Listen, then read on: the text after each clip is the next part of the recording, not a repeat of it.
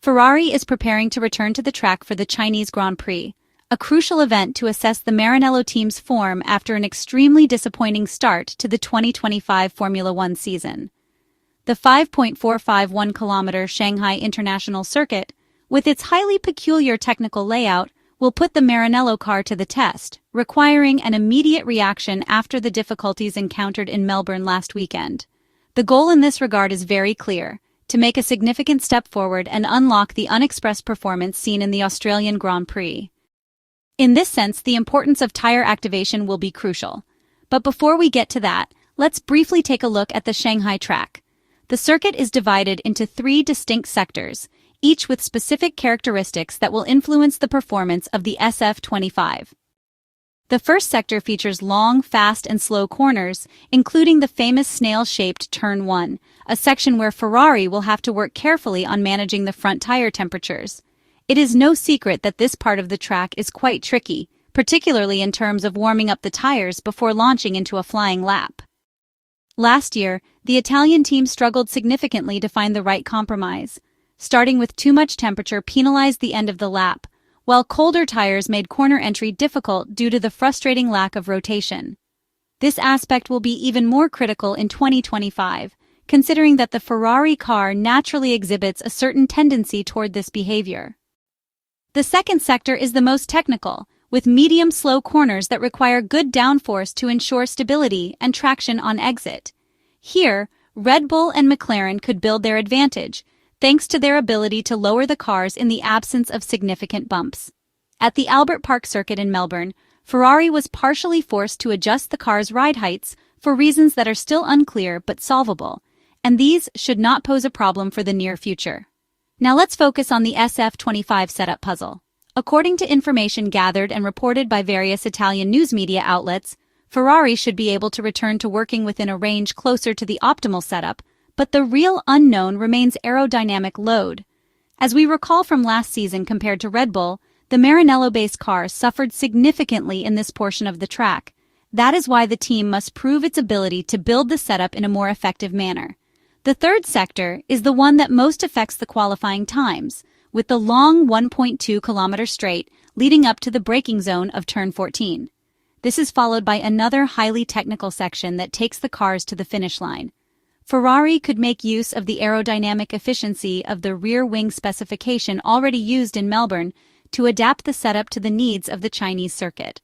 Alternatively, option B involves a new specification that is even more effective. We know that the Maranello team is working on the strategy, in this regard, trying to optimize the load level around the car without completely altering the initial package.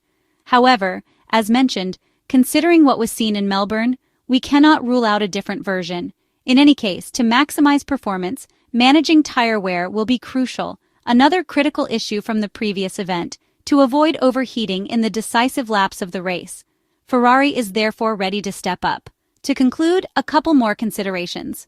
After the particular case in Melbourne, where the probable need to increase the ride heights severely hampered the SF25, the Maranello team's technicians and engineers can no longer afford any missteps.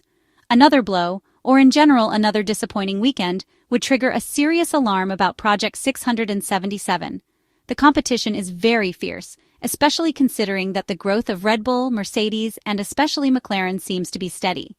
In Shanghai, Ferrari wants to demonstrate that it has resolved the issues with adapting to different track conditions, finding the right balance between downforce, efficiency, and tire management. The Chinese weekend is a real test of maturity for the SF25 single-seater, which must unlock the 2025 progress to stay in the hunt for the top spots. All this keeping in mind that for the first time this season, the special format strongly pushed by Liberty Media will be implemented. We are talking about the sprint race, where the weekend offers more points but complicates the work needed to find the car's correct balance. Only 60 minutes before the sprint qualifying, excluding any adjustments made on Saturday, Ferrari will need to be ready thanks to the work done in-house with the simulator. Looking back at the first round of the 2025 Formula One season, Friday's free practice sessions had suggested a competitive weekend, with the SF25 responding well to the initial setup adjustments. However, between Friday and Saturday's qualifying, the team was forced to make significant changes to the car's setup, raising and stiffening the rear. This decision led to a series of problems that compromised overall performance, negatively affecting balance and cornering behavior. In Melbourne, Ferrari's SF25 saw its rear suspension sacrificed to avoid trouble with the FIA. The analysis of the 2025 championship opener paints a bleak picture for Ferrari, partly due to the disappointing result at the end of the Grand Prix. A start to the championship that completely overturned the expectations of fans and insiders alike. Even we had spoken of a highly convincing SF25, both in race pace and single-lap performance, which was the main weakness of the SF24 last year.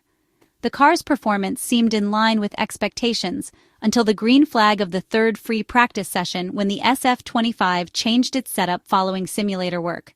FP3 and qualifying turned into a nightmare, not to mention the race, which saw both Lewis Hamilton and Charles Leclerc struggling. So why did Ferrari raise and stiffen the SF25? The rear suspension trick might be the key. The SF25 setup changes do not appear to have been made for simple balance adjustments, but may be linked to a specific technical necessity concerning the rear suspension. Even Charles Leclerc admitted after Saturday in Australia that performance had been sacrificed, almost as a precaution. This drop in performance traces back to a so-called trick, first seen at the start of 2024. Looking back, the SF24 appeared to feature a rear suspension system with a peculiar characteristic. Once a certain vertical load was reached, the rear suspension would collapse, essentially lowering further, causing the floor of the car to scrape against the track surface. This was a feature we first noticed in 2024, offering obvious aerodynamic and dynamic advantages. From an aerodynamic perspective, it improved efficiency with better drag and optimized the floor's performance. However, in 2025, this characteristic seems to have become more pronounced. The squat behavior appears to have increased significantly, leading to excessive contact between the car's floor and the track surface. As a result, the skid block mounted under the floor experienced abnormal wear, risking a violation of the FIA's technical regulations on wear limits. This issue only emerged in Ferrari's simulator, as the car did not exhibit such behavior in Bahrain. While working in the simulator, Maranello's engineers identified the problem, forcing a precautionary measure on the SF25. This technical step back, with a stiffer rear end, triggered a performance decline in both single-lap and race pace. A stiffer setup led to annoying understeer and reduced mechanical grip. So, is this a temporary solution while waiting for structural changes?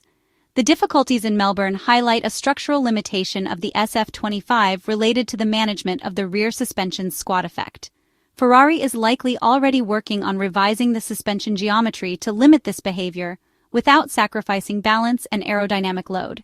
However, such an intervention requires time and extensive testing, meaning that in the short term, the Maranello team's technicians and engineers will likely need to find a compromise between ride height and overall performance. This is why Loic Serra, Ferrari's technical director, will not be in China but will closely monitor work in Maranello.